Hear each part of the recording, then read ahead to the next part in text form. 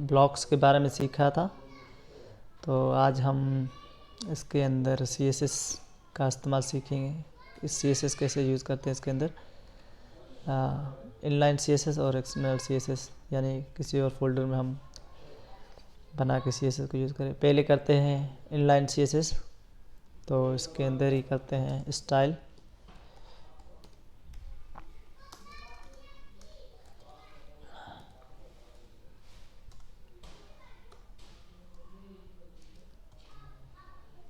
Style double coma और उसके अंदर हम H1 को CSS दे देते हैं। H1 में हमारा लिखा हुआ है बेबी प्रोडक्ट, जो यहाँ पे हमने सेक्शन के अंदर baby product, this is heading के अंदर हमने लिखा था बेबी प्रोडक्ट। इसको करेंगे हम टेक्स्ट अलाइन और इसका कलर कर देंगे रेड। टेक्स्ट अलाइन कर देंगे सेंटर।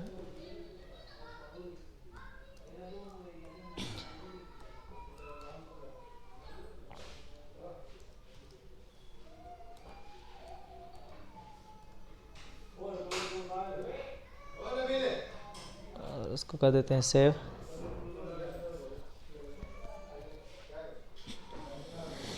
और अब जो टेक्स्ट है हमारा सेंटर में आ जाएगा। करते हैं रिफ्रेश।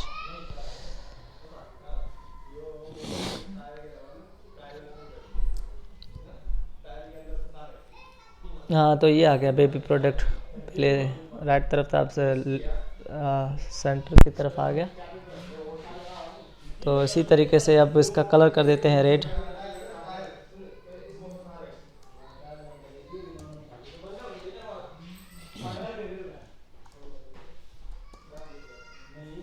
रेड कर देते हैं या ब्लू कर देते हैं। कलर ब्लू किया, करते हैं सेव। तो उसका कलर हो जाएगा ब्लू टेक्स्ट का।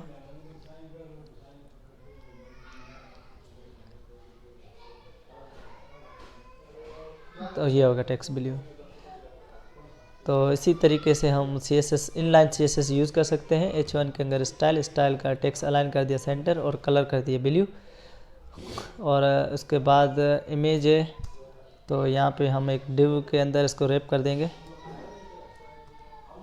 और डिव के अंदर डिव को कर देंगे। इसके बाद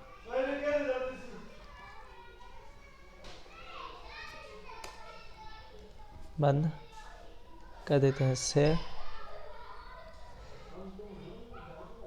डिव को H1 के ऊपर लगाते हैं और इस H1 के बाद डिव को कर देते हैं क्लोज। और इस डिव के अंदर हम स्टाइल करते हैं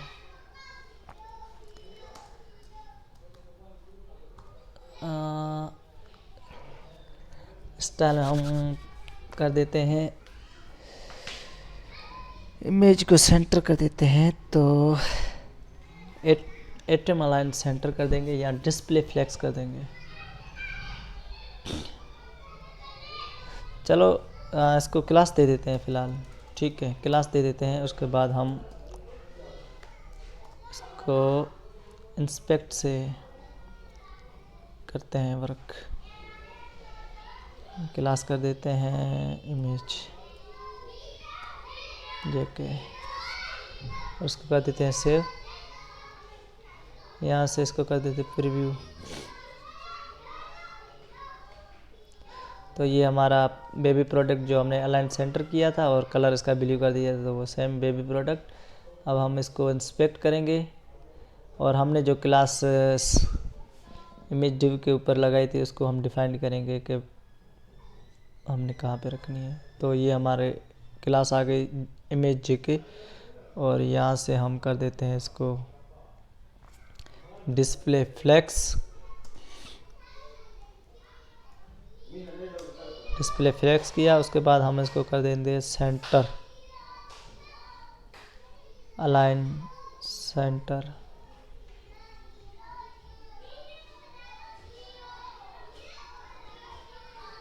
जस्टिफाई सेंटर कर देते हैं। तो ये आगे सेंटर में। तो अब इसी क्लास को हम उठाते हैं यहाँ से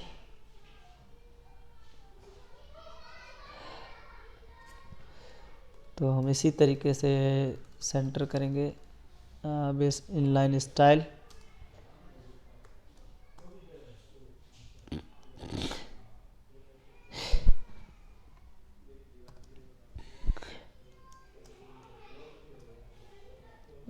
डिस्प्ले फ्लेक्स, ये प्रॉपर्टी उठाएंगे।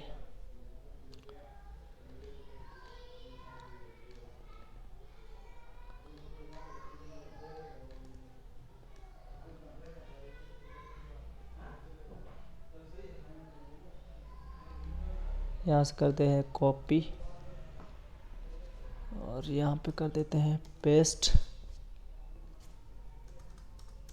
ये आपको इसी वजह से मैं बता रहा हूँ कि आपको यहाँ पे इजी होगा इंस्पेक्ट करके। आप अगर यूज़ करेंगे कोई प्रॉपर्टी तो CSS यूज़ करने में इजी होगा और हमें पता चलेगा कि CSS कैसे काम कर रही है। मैं इनलाइन CSS यूज़ कर रहा हूँ, उसके बाद इंटरनल CSS यानी किसी फोल्डर में हम उसको यूज़ करेंगे। जस्टिफाई सेंटर अराउंड, इसको कर देते हैं सेंड और यहाँ से हम कर देते हैं रिफ्रेश। तो ये टेक्स्ट अलाइन हो गया, सेंटर हो गया, ये भी सेंटर हो गया। और चलते हैं डिव को मैं डिलीट कर देता हूँ, ब्लॉक को फ़िलहाल सिर्फ 4 ब्लॉक रखते हैं बस, ठीक है, बस 3 रखते हैं। तो आई होप कि आपको पता चला कि इनलाइन CSS कैसे वर्क करती है। और उसके बाद HR जो हमने लाइन लगाई थी यहाँ पे, ये HR की लाइन, और उसके बाद ये डिव, ये 3 ब्लॉक से हमने गैलरी बनाई थी, गैलरी इमेज। तो ये है वो है, तो इसको हम करेंगे, इस गैलरी को देंगे क्लास दे देते हैं। क्लास नहीं, हम डिव बना देते हैं और उसके अंदर इनलाइन CSS यूज़ करेंगे।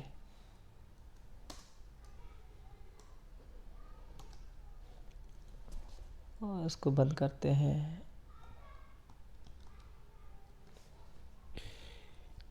एंड इफ़ के बाद, क्योंकि एंड इफ़ के ऊपर हमने डिव को लिखा है तो इसलिए तो एंड इफ़ के बाद ही हम इसको ऑफ करेंगे, क्योंकि इफ़ के अंदर हमने चेक बॉक्स इनेबल और डिसेबल वाला जो चेक बॉक्स लगाया था, इस वजह से हम इसके ऊपर ही हम CSS यूज़ करेंगे। और इसको ऊपर कर देते हैं डिस्प्ले स्टाइल में, स्टाइल डबल कोमा, और ये प्रॉपर्टी हम यहाँ से यूज़ करेंगे डिस्प्ले फ्लेक्स वाली।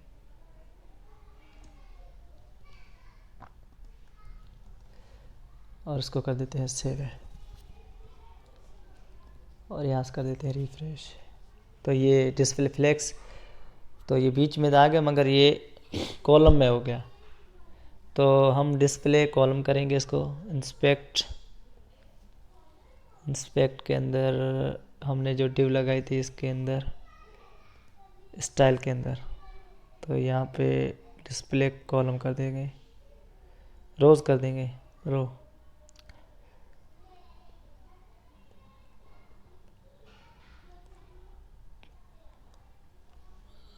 तो प्रॉपर्टी असल में हमने गलत लगाए, अराउंड नहीं होगा इसको, डिस्प्ले फ्लेक्स का, डिस्प्ले फ्लेक्स में हो जाएगी रो। इसको कर देते हैं सेव। तो हम रिफ्रेश करेंगे तो ये रो की तरफ आ जाएगी। और इसके अंदर हम इंस्पेक्ट करके इसको कर देते हैं कॉलम में, ये रो में आ गया। तो हम इसको कर देते हैं कॉलम में, रो, कॉलम, रो।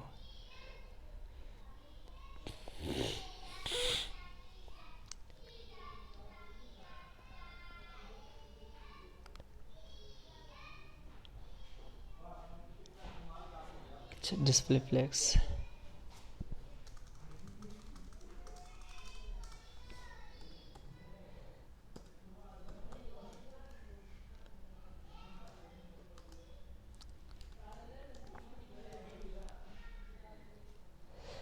और एक और तरीका है, अगर आपको CSS खुद से याद नहीं है प्रॉपर्टीज़, तो आप यहाँ पे डिस्प्ले फ्लेक्स की प्रॉपर्टी इंटरनेट से भी आप देख सकते हैं। W3 स्कूल पे डिस्प्ले रो, और यहाँ पे W3 स्कूल को हम जाएंगे तो यहाँ पे उसकी सारी प्रॉपर्टीज़ जो है ना हमें CSS,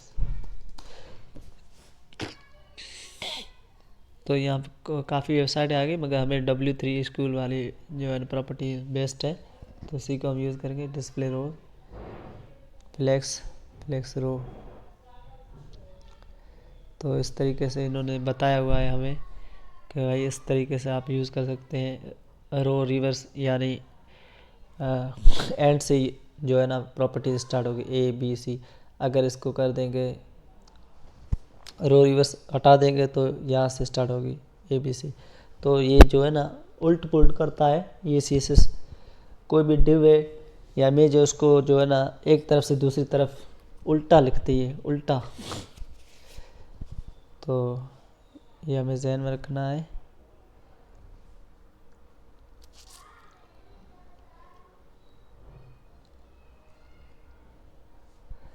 तो आई होप को आपको ऑनलाइन CSS समझ में आई होगी। यहाँ से मैं इसको उठा देता हूँ, डिस्प्ले फ्लेक्स डायरेक्शन रो। तो ये जो है ना CSS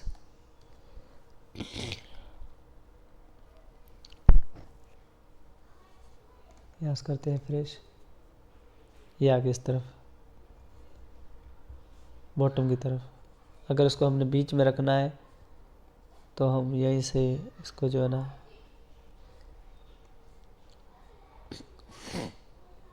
यहाँ से उठा के, और ये जस्टिफाई सेंटर है, यहाँ पे जस्टिफाई सेंटर में आ जाएगा सेंटर, और एंड। तो अब इस तरीके से प्रॉपर्टी से आप खेल सकते हैं इंस्पेक्ट करके। एंड पे वो आ गया, ये बीच में, ये बिल्कुल बीच में, ये डिव बीच में आ गई, ये डिव यहाँ पे आ गई। तो ये डिस्प्ले रोज़ का यही काम है कि आप कहीं भी उठा कर कहीं भी लगा सकते हो, और कहीं भी इसको आप सेट कर सकते हो। यहाँ पे सेट करके और यहीं से आप इसको CSS को कॉपी करके और यहाँ पे आप पेस्ट कर सकते हो। तो इसी तरीके से हमारा डिस्प्ले फ्लेक्स काम करता है। और दूसरी प्रॉपर्टी है डिस्प्ले रैप, तो वो भी मैं आपको इसी लेक्चर में बताऊंगा। चलो, ये तो आपको पता चला कि हम इनलाइन CSS कैसे यूज़ करते हैं। तो अब हम एक्सटर्नल CSS यानी किसी फोल्डर में इसी को कैसे यूज़ करेंगे। तो सबसे पहले गैलरी इमेज को हम एक SS फोल्डर के अंदर हम अपने एक CSS फाइल बना लेंगे, और जिसका नाम देंगे, कस्टम कर देते हैं CSS.liquid, और इसको हम कस्टम करेंगे jk.css।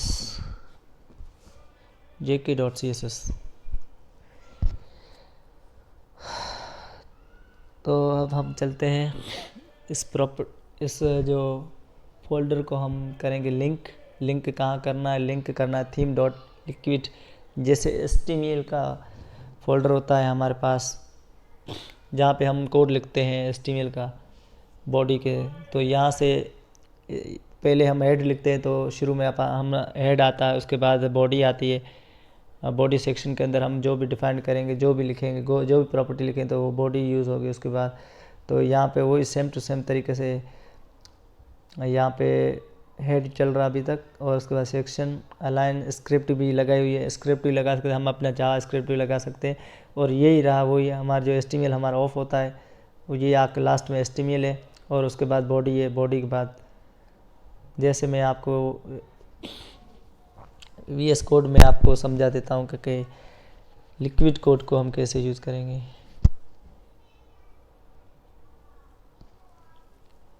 तो VS कोड हमारा ओपन हो रहा है। तो यहाँ पे मैं एक न्यू फाइल बना लेता हूँ जस्ट आपको समझाने के लिए।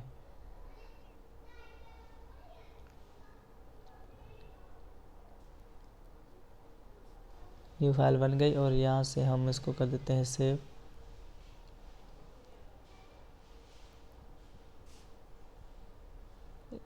से बना लेते हैं फाइल और इसको कर देते हैं इंडेक्स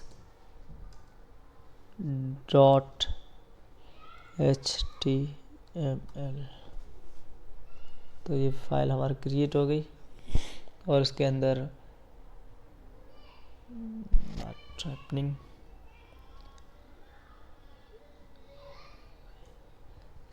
हाइफन। अब जैसे हम ये कोड लिखते हैं तो सबसे पहले हमारा आता है HTML स्टार्ट होता है, उसके बाद हमारा हेड स्टार्ट होता है, हेड यहाँ पे ख़त्म होता है और उसके बाद हमारी बॉडी स्टार्ट होती है और बॉडी के अंदर हम जो भी HTML कोड लिखते हैं तो वो हमारा वहाँ पे शो होता है। हेड के अंदर हम सिर्फ टाइटल डिफाइन करते हैं, जो टाइटल हमें यहाँ दिखता है, जैसे यूट्यूब का है, जैसे ये गूगल का, या मैं एक और वेबसाइट खोल लेता हूँ जय कुमार। तो यहाँ पे जो लिखा है जय कुमार पर्सनल पोर्टफोलियो, तो टाइटल हम जो लिखेंगे वो यहाँ पे डॉक्यूमेंट्स के अंदर, तो वही टाइटल हमें जहाँ में यहाँ पे लिखा हुआ है जय कुमार पोर्टफोलियो पर्सनल पोर्टफोलियो, तो वो डॉक्यूमेंट्स यहाँ पे शो होगा। और उसके बाद हम यहाँ पे लिंक कर देते हैं, जैसे मैं स्टाइल की लिंक कर देता हूँ, स्टाइल की हम लिंक करते हैं जैसे। तो इसी तरीके से स्टाइल की लिंक के और बॉडी के अंदर हम जो वर्क करते हैं H1 H2 या कुछ भी डिव वगैरह डिफाइन करते हैं तो वो हमें यहाँ पे शो होता है। तो शो 5 का कुछ इसी तरीके से कोड है। तो सबसे पहले हेड स्टार्ट होता है यहाँ पे, हेड के बाद बॉडी के बाद बॉडी के अंदर और आखिर में HTML। ये यहाँ पे हेड ख़त्म हुआ और इसके अंदर जावा स्क्रिप्ट भी काम किया हुआ है और उसके बाद बॉडी स्टार्ट होती है यहीं से, जैसे यहाँ पे हमारी बॉडी स्टार्ट हुई इसी तरीके से ये बॉडी स्टार्ट हुई। उसके बाद हमने बॉडी के अंदर जो भी HTML लिखी तो वो सेम टू सेम यहाँ पे हम शो 5 की बॉडी में हम सिर्फ सेक्शन को डिफाइन करते हैं जावा स्क्रिप्ट के थ्रू। तो इस वजह से ये मैं सब आपको सिखाऊंगा, बताऊंगा। ये सेक्शन ग्रुप जैसे डिफाइंड किया हुआ, जो हमने सेक्शन को यहाँ पे डायरेक्ट डिफाइंड कर सकते हैं। जैसे हेडर ग्रुप, जो हेडर होता है उसका यहाँ पे सेक्शन को डिफाइंड किया हुआ है। और कार्ड ड्रैग एंड ड्रॉप वाला जो कार्ड है, कार्ड को यहाँ पे डिफाइन किया है। यहाँ पे हम एरो को क्लिक करेंगे तो ये कार्ड वाला जो है ना सेक्शन खुल जाएगा। तो इसी तरीके से हम हेड के ऊपर, हेड स्टार्ट हुआ हमारा, यहाँ पे हमें स्टाइल की लिंक जो है ना हम उसको डिफाइन करेंगे और उसके बाद हम उसके अंदर CSS लिखेंगे तो वो CSS हमारी काम करेगी। यहाँ पे जैसे JS का कोड जावा स्क्रिप्ट के डिफाइन किया हुआ है और उसके बाद CSS का कोड भी यहाँ पे कहीं पे होगा।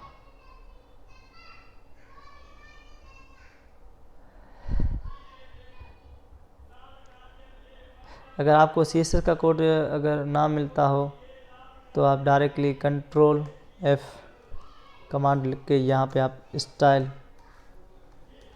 लिखेंगे तो स्टाइल आ जाएगा। और यहाँ से चेक करते जाएं।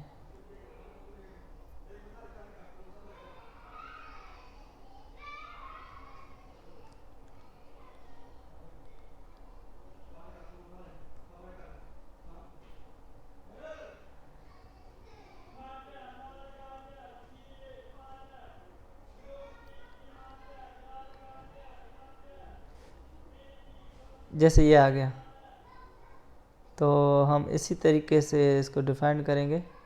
वे बेसिक CSS हमारी यहाँ पे इन्होंने डिफाइन की। Ctrl C करके हम इसको Ctrl V करेंगे और इसकी जगह हम लिखेंगे JK।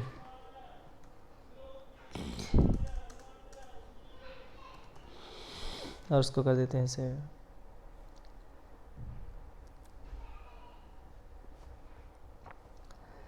तो चलते हैं सेक्शन की तरफ। और अब हम क्लास दे देंगे।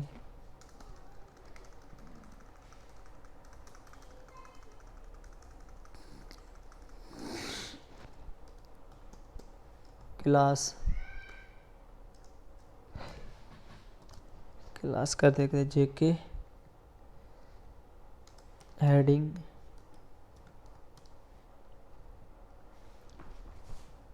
और उसके बाद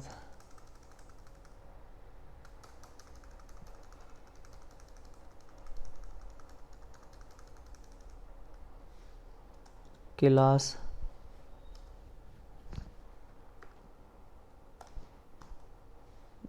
जेके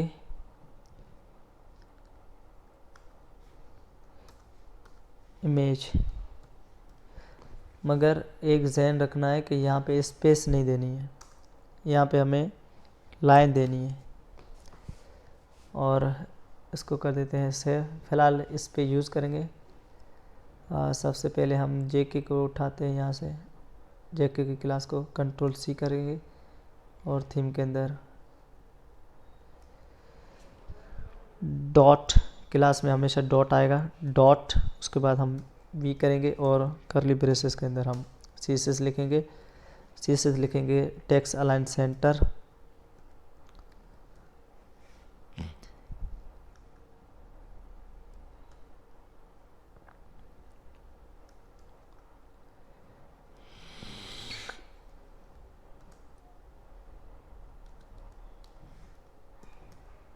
और उसको कॉमा के अंदर ऑफ कर देंगे। और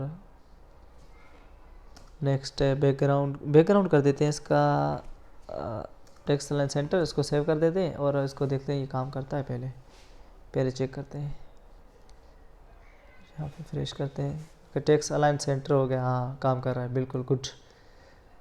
तो ये हमारा जो है ना इंटरनल सीएसएस, हमने एक फ़ाइल बनाई।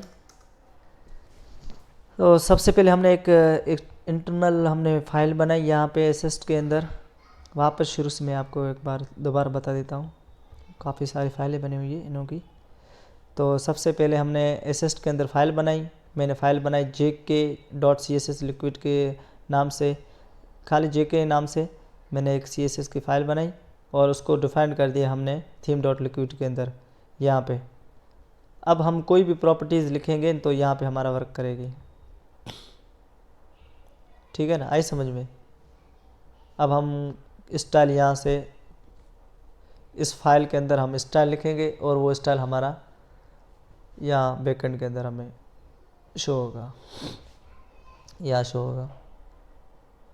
यहाँ जैसे फॉर एग्जांपल मैं इसका बैकग्राउंड चेंज कर देता हूँ, इमेज टेक्स्ट का पीछे से यहाँ से कर देते हैं बैकग्राउंड रेड कर देते हैं। चलो इस प्रॉपर्टी को यहाँ से उठाते हैं, कंट्रोल सी करते हैं और जेके के अंदर, जेके हेडिंग के अंदर इसको कर देते हैं पेस्ट। कहाँ से क्लास उठाई हमने? यहीं से क्लास उठाई। या इस सारे को पूरे को कॉपी करना है। यहाँ से यहाँ लिखा हुआ है jk.css और उसके अंदर है jk.heading क्लास लगी हुई और उसको हमने टेक्स्ट अलाइन कर दिया और यहाँ से मैंने कलर रेड कर दिया। अब यहाँ से हम रिफ्रेश करेंगे तो वो प्रॉपर्टीज़ हमारी वर्क करेगी, ये कर रही है वर्क। अब हम यहाँ से सेंटर अलाइन कर, सेंटर लेफ्ट करेंगे। लेफ्ट तो ऑलरेडी होती है तो इसलिए से राइट करेंगे तो राइट हो जाएगी। तो आई थिंक ऐसे ही एक्सटर्नल और CSS में हम वर्क करते हैं कि आई होप को आपको ये वीडियो समझ आई होगी। इसी तरीके से आप इनको डिव के अंदर रैप करो, डिव के अंदर उसके बाद आप CSS अपनी खुद से कोड लिखो और कोड को यूज़ करो, HTML यूज़ करो उसके अंदर, तो आपको समझ में आएगी कि कैसे यूज़ किया जाता है, कोड कैसे किया जाता है। खुद से प्रैक्टिस करो, एक बार, 2 बार, 3 बार तो आपको बिल्कुल समझ में आएगा। तो मैं दोबारा यहाँ से आपको बता देता हूँ कि हमने H1 के अंदर पहले इनलाइन CSS यूज़ की थी। अभी हमने किए इंटरनल CSS, यानी एक और अलग फोल्डर बना के उसके अंदर हमने जो है ना CSS यूज़ की। सबसे पहले हमने क्लास लिखा, क्लास के अंदर JK हेडिंग लिखी और हेडिंग को हमने यहाँ पे क्लास के अंदर रैप किया और यहाँ पे हमने टेक्स्ट अलाइन सेंटर कर दिया और बैकग्राउंड रेड कर दिया। तो यहाँ से वो सेम टू सेम प्रॉपर्टीज़ हमारी वर्क कर रही है। तो इसी तरीके से आप, उसके बाद हमने इमेज, JK इमेज उसको रैप किया, उसको डिव को यहाँ से उठाया, डिव यहाँ से ऑफ किया, इमेज के अंदर डिव को। हम कोई भी प्रॉपर्टी लिखते हैं तो डिव के अंदर ही लिखते हैं, H1 लिखते हैं तो डिव के अंदर लिखते हैं। मैंने तो H1 को डायरेक्ट टारगेट किया है, मगर आप कोई भी प्रॉपर्टी लिखोगे, हेडिंग का हुआ या CSS का हुआ, हेडिंग का हुआ या इमेज का हुआ या कोई भी टेक्स्ट का हुआ, तो हम उसको सबसे पहले एक डिव बनाएंगे, डिव के अंदर दूसरी डिव बनाएंगे। अगर हमने एक डिव के अंदर 3-4 सेक्शन डिफाइन करने हैं तो हम 2-3 डिव बना के उसके अंदर हम जो है ना सेक्शन डिफाइन करेंगे, और उसके बाद हम अपनी CSS का काम करना स्टार्ट करेंगे। तो आई होप को आपको ये CSS वाली वीडियो समझ आई होगी। नेक्स्ट पार्ट जो आएगा उसमें हम जावास्क्रिप्ट का यूज़ करेंगे, और जावास्क्रिप्ट के थ्रू हम अपना जो है ना एक स्लाइडर बनाएंगे। जैसे ये थीम मैंने कस्टम बनाई थी, तो इस थीम को मैं पब्लिक कर देता हूँ, और इसके अंदर मैंने कुछ कोड लिखा था, कुछ कोड लिखे थे इसमें। हाँ, ये रहा। तो ये मैंने एक कैटेगरीज कलेक्शन की जो है ना बेबी कलेक्शंस बनाई थी, तो ये बिल्कुल स्लाइडर है। तो इसको हम कस्टमाइजेशन करते हैं, इसका थोड़ा एग्जाम्पल दे देते हैं। तो नेक्स्ट वीडियो जो आएगी तकरीबन 50-60 मिनट की होगी, तो उसमें मैं ये जो है ना सारा आपको बता दूंगा कि हम ये स्लाइडर है, स्लाइडर की तरह वर्क करते हैं। ये देखो, इसमें हमने CSS यूज़ की थी और जावास्क्रिप्ट का थ्रू हमने स्लाइडर बनाया था। मोबाइल व्यूज़ में स्लाइडर दिखेगा और लैपटॉप व्यूज़ में अगर ज़्यादा होता है, अगर हम ज़्यादा कैटेगरीज ऐड करते हैं तो ये स्लाइडर में कन्वर्ट हो जाएगी। तो ये पूरा सेक्शन नेक्स्ट वीडियो होगा, तो इस पूरे सेक्शन के बारे में होगा कि ये हमने पूरा सेक्शन कैसे, और आई होप को आपको ये वीडियो अच्छा लगेगा। तो यहाँ पे सब कैटेगरीज के अंदर मैं और भी ऐड कर देता हूँ, या ठीक है, बहुत सारी कर देता हूँ। तो इसका एक स्लाइडर करूँ 10 है, ठीक है, वहाँ पे मैंने 10 डिफाइन किए हुए हैं, तो 10 ही होंगे। अगर आप अनलिमिटेड करोगे तो अनलिमिटेड हो जाएंगे। चलो यहाँ से इसको करते हैं फ्रेश। ये हो गया स्लाइडर के थ्रू। तो ये स्लाइडर के थ्रू आ गए। इसका मैं थोड़ा ओवरव्यू दे देता हूँ। कोड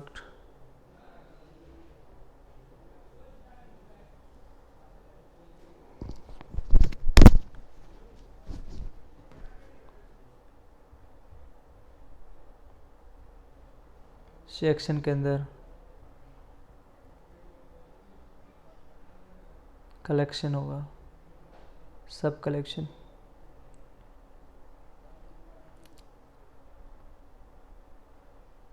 सब कलेक्शन के नाम से हमने एक सेक्शन बनाया था, ये नहीं है। तो यहाँ का मैं ओवरव्यू दे देता हूँ आपको। यहाँ पे डॉट दिख रहे हैं, ये जावास्क्रिप्ट के थ्रू हमने उसका ओवरव्यू ये है। सब कैटेगरी के अंदर हमने सबसे पहले स्टाइल टैग के अंदर हमने स्टाइल लिखी। स्टाइल के 2 तरीके, हम वहीं पे लिख सकते हैं और इस तरीके से भी हम स्टाइल जो है ना लिख सकते हैं। तो सबसे पहले हमने स्टाइल लिखा, और उसके बाद चलो उसका मैं एक लेक्चर बनाऊंगा मुकम्मल, तो उसमें आपको समझ आ जाएगी कि हम जो है ना कैसे स्लाइडर बनाएंगे और उसको यूज़ करेंगे। तो फ़िलहाल आप इस पे प्रैक्टिस करो, सेक्शन पे और ब्लॉग पे इसको CSS करो, उसके अंदर CSS यूज़ करो, तो इंशाल्लाह ताला आपको समझ आएगा। और नेक्स्ट वीडियो जब वो आएगी उसमें हम CSS भी यूज़ करेंगे और ब्लॉग भी बनाएंगे, सेक्शन भी बनाएंगे। तकरीबन 1 घंटे का वीडियो होगा, तो थोड़ा प्रैक्टिस किया करो। प्रैक्टिस करोगे तो आपको समझ में आएगी, प्रैक्टिस नहीं करोगे तो कुछ भी नहीं है। ओके, अल्लाह हाफिज़।